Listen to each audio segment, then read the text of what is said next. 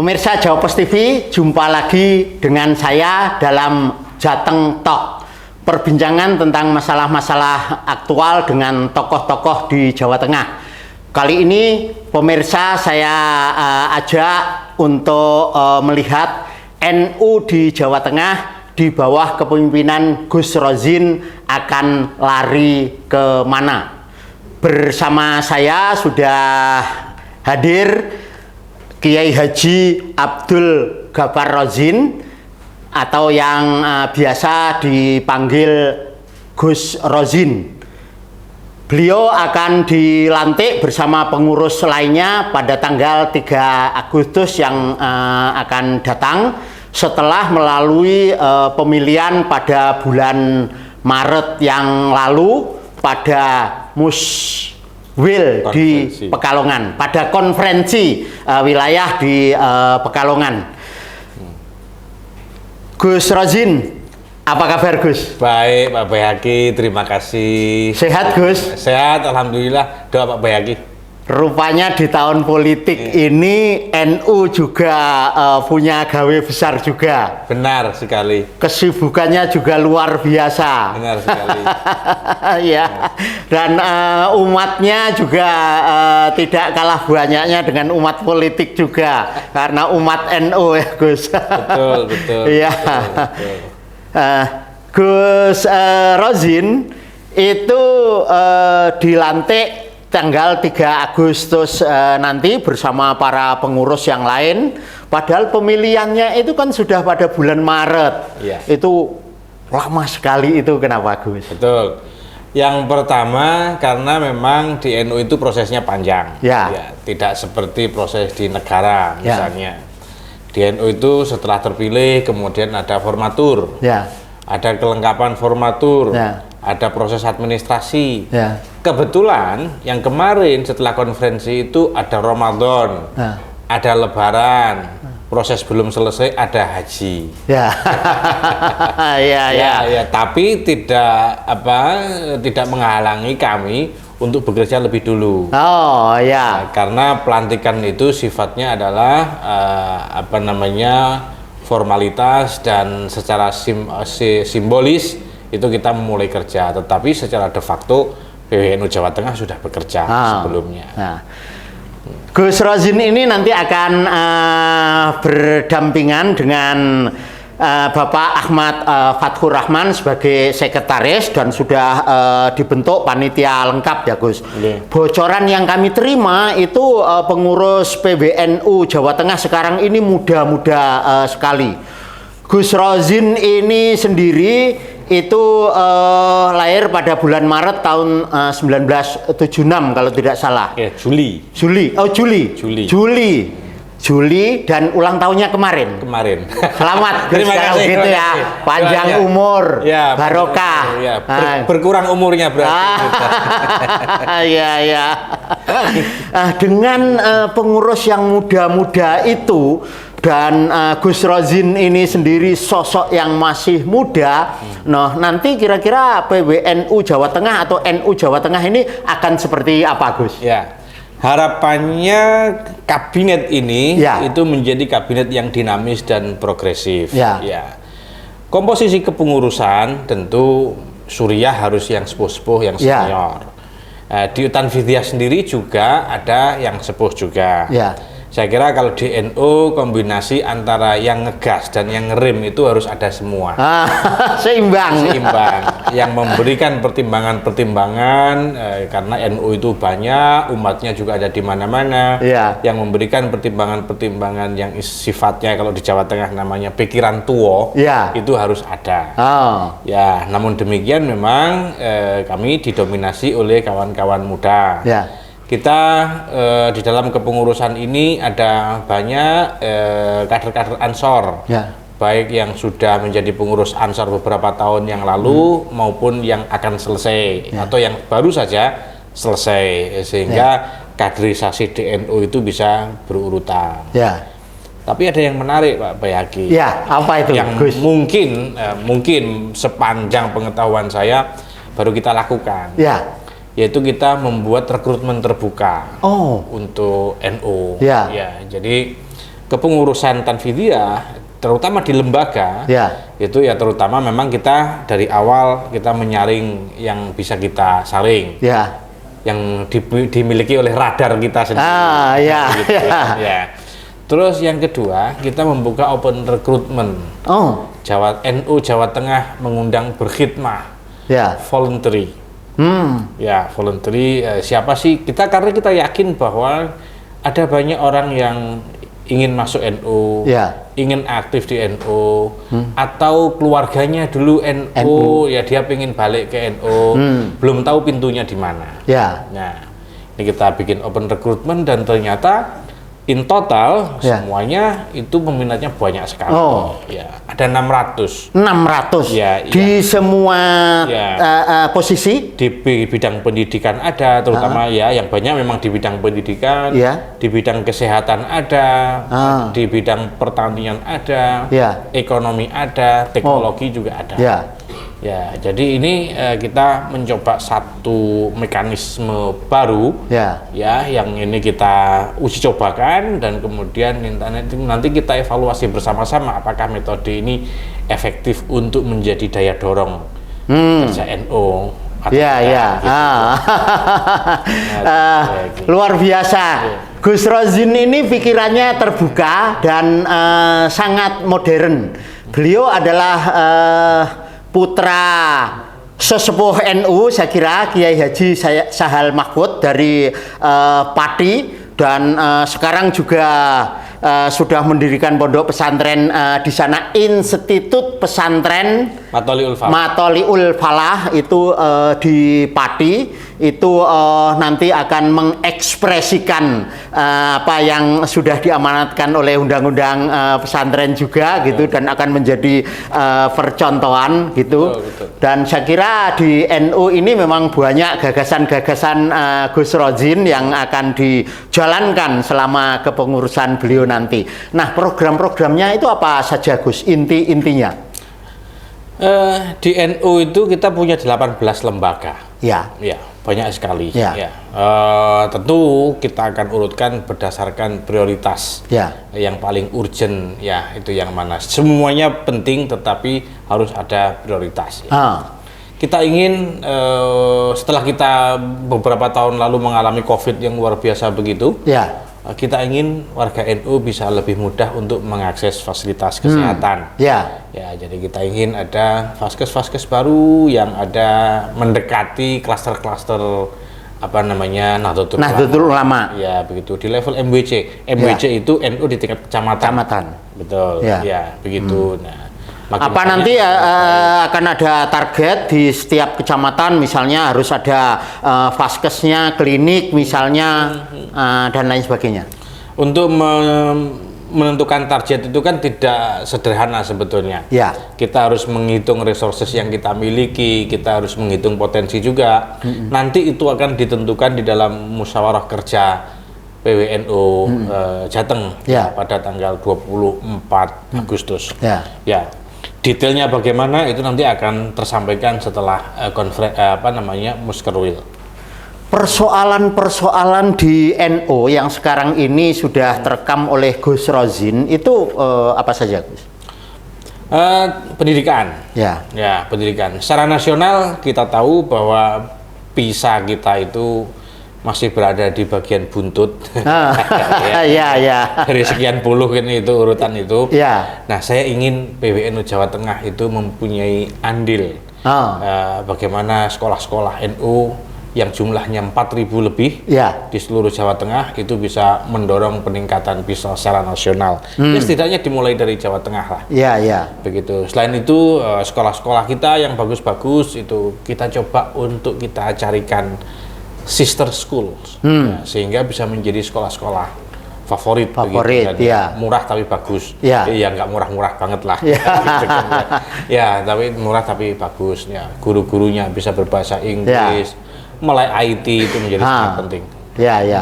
Kalau kita lihat di pendidikan itu sudah bagus, jumlahnya juga sudah banyak, lembaganya gitu di berbagai tingkatan sampai perguruan tinggi. Yang kayaknya masih terseok-seok itu di fasilitas kesehatan tadi, Gus. Di Vaskes. Nah, Itu secara nyata apa yang dilakukan? Potensi NU ini besar, ekonominya juga saya kira potensi ekonomi di kalangan NU juga besar. Tapi kenapa itu masih sedikit sekali? Mungkin kesehatan, mungkin kesadaran. Kesadaran soal kesehatan itu menjadi sangat penting. Awareness itu harus ditingkatkan. Ya. Dan banyak kan ya warga NU yang merasa takut untuk ke rumah sakit, takut harganya, walaupun sekarang ada BPJS, takut prosedurnya, ya masih percaya garam yang disuuk kan begitu kan, macam-macam pertimbangannya, macam-macam pertimbangannya ya. Tetapi bahwa pada kesimpulannya adalah NU, lembaga pendidikannya, pesantren itu masih ada jarak dengan fasilitas kesehatan, itu harus diakui. Nah, kita ingin menjembatani hal itu. Tidak usah bikin rumah sakit gede-gede banyak-banyak, ya klinik aja. Tetapi yang mendekati, mendekati sentrum-sentrum penduduk Nahdlatul Ulama. Sekarang kira-kira di tingkat cabang itu sudah ada seluruhnya klinik-klinik itu, Gus? Belum semuanya. Belum semuanya ya. Belum semuanya. Ya, masih ada yang berinisiatif, berkeinginan kan begitu kan. NU akan hadir di sana memfasilitasi NU menyiapkan soal FS-nya, visibility study. Terus menyiapkan bagaimana bisnis proses di dalam pendirian sampai operasional klinik itu berjalan, Dalam hal ini NU di Jawa Tengah akan sangat terbuka sekali menggandeng pihak-pihak lain yang berpotensi di NU. Nah, apa yang sudah dilakukan di NU Jawa Tengah ini, Gus? Yang pertama adalah menyiapkan SDM yang memfasilitasi ini. Dan alhamdulillah yang ingin ikut serta berkhidmat di NU melalui rekrutmen terbuka tadi itu ada banyak, dari dokter banyak, manajemen kesehatan banyak, perawat banyak, kan begitu. Itu nanti akan kita minta mereka untuk menghayu bagio untuk ngalong, menyiapkan ini. Itu Pak Bayaki. Pemirsa, luar biasa sekali perbincangan dengan Gus Rozzin ini mengenai PBNU di Jawa Tengah akan kemana. Kita masih akan terus bersama Gus Rozzin, tapi kita jeda sejenak, tetap di Jawa Pos TV.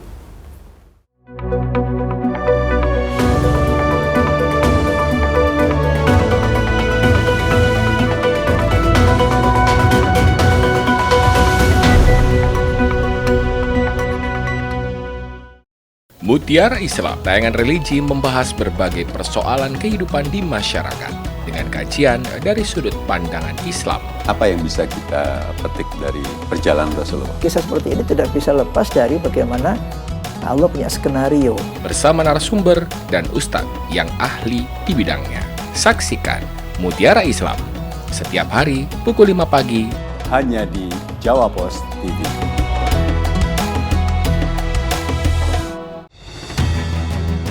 Dalam satu hari peristiwa pasti terjadi, dan untuk memenuhi kebutuhan Anda akan informasi, kami hadir menjelang waktu istirahat Anda.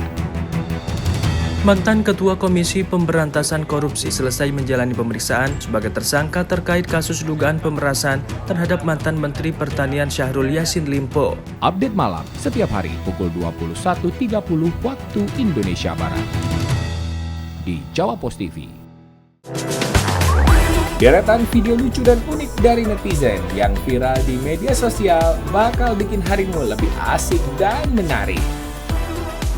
Dan beneran dong, si kakak satu ini ikutan bikin konten tiruin ibu-ibu di jalanan sampai totalitas banget. VJPK, viral jempol, viral kocak. Setiap hari pukul 11 waktu Indonesia Barat, hanya di Jawa Pos TV. Ya. Pos TV.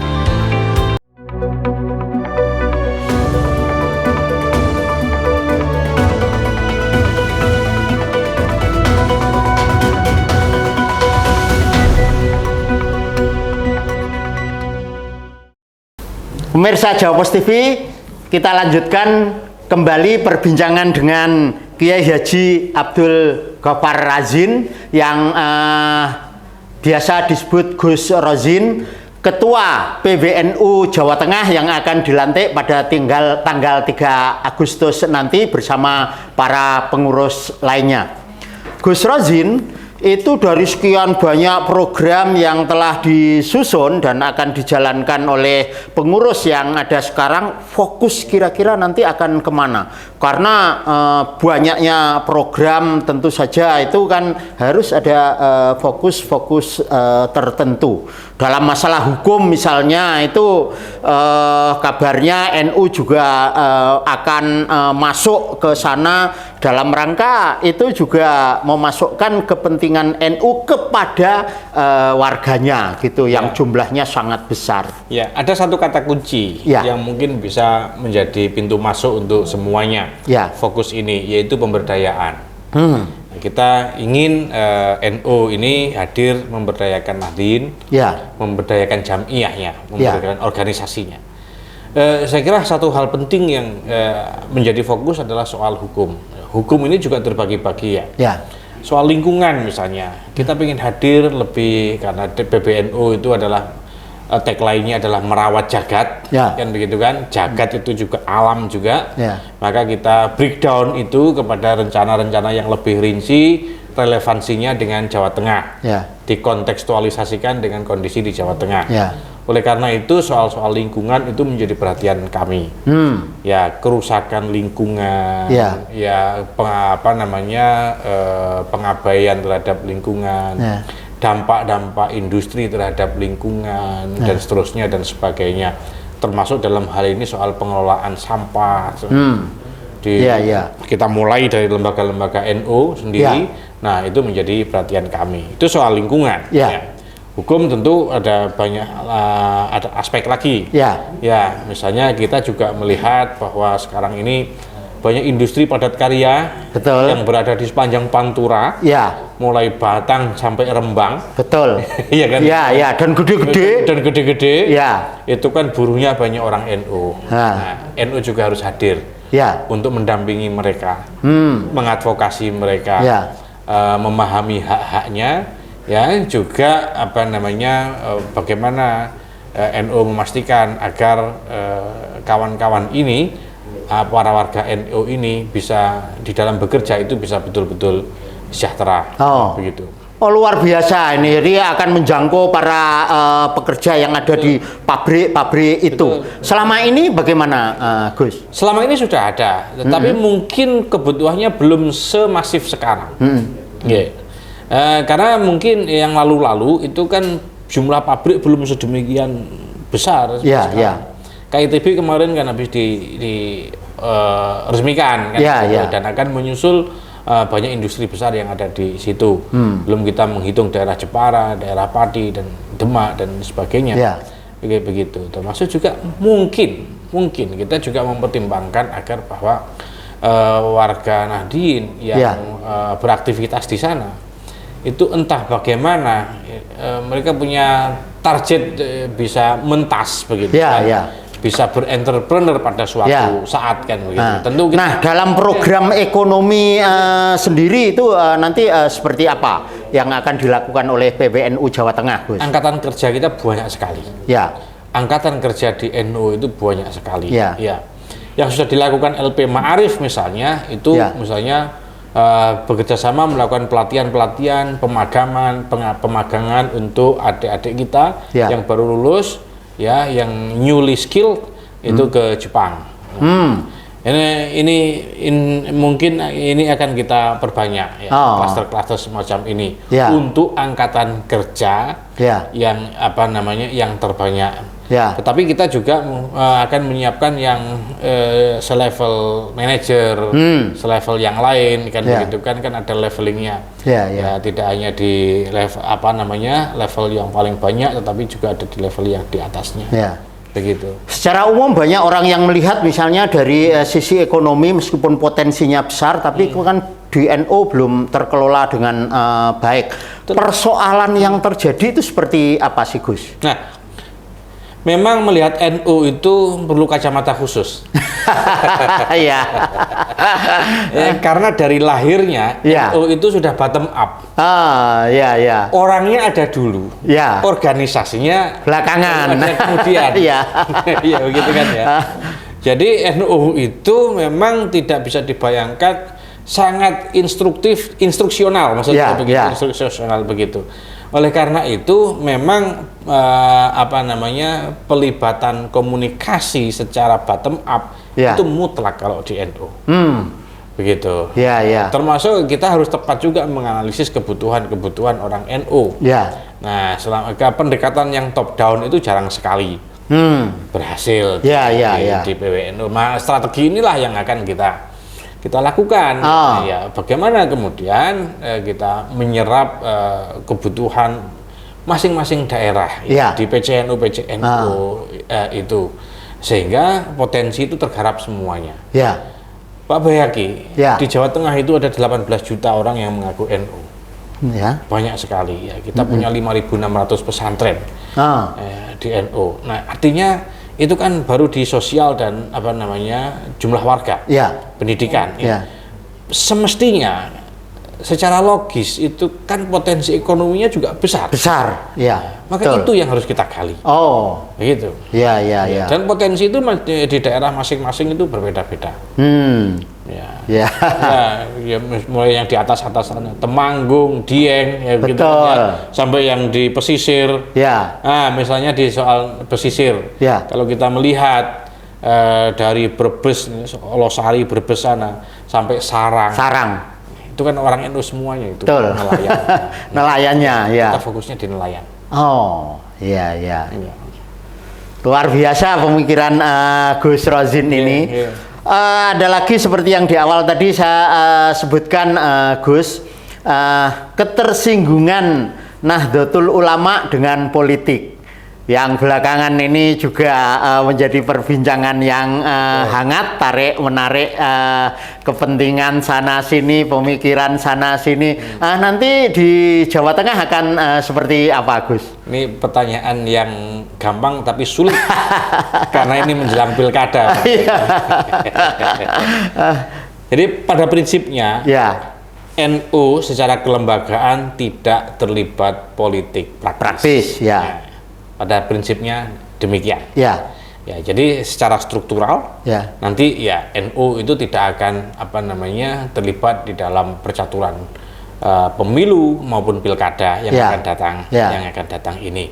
Kita harus mengayomi semuanya karena warga Nahdien itu ada di semua partai, dan ada di semua golongan, ada di semua tempat begitu. Maka ini harus kita jaga keseimbangannya, begitu Pak Bayaki. Tapi kan banyak warga NU yang kemudian dimanfaatkan secara politis, terutama belakangan ini umat NU besar dimanfaatkan untuk bagaimana para calon bisa terpilih, membentenginya bagaimana agar supaya tidak terjadi tarik-menarik yang merugikan warga NU sendiri. Kita melihatnya adalah apa yang paling bermanfaat untuk Jawa Tengah dan apa yang paling bermanfaat untuk Nahdlatul Ulama.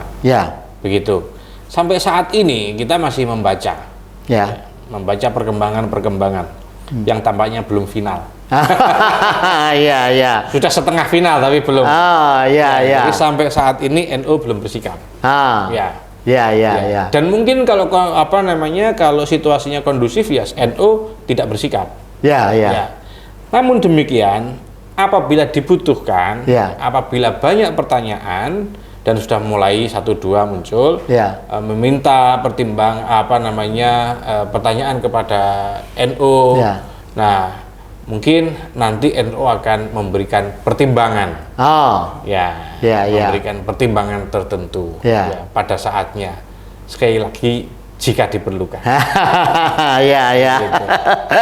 Nah, Gus Rozzin, NU sendiri kan punya kepentingan merangkul dari semua pihak itu, yang di dalamnya itu juga ada kader-kader NU di dalamnya, dan NU kepingin juga mewarnai kebijakan-kebijakan yang ada. Artinya secara politis itu kan penting untuk masuk ke pemerintahan dan lain sebagainya. Nah, itu seperti apa?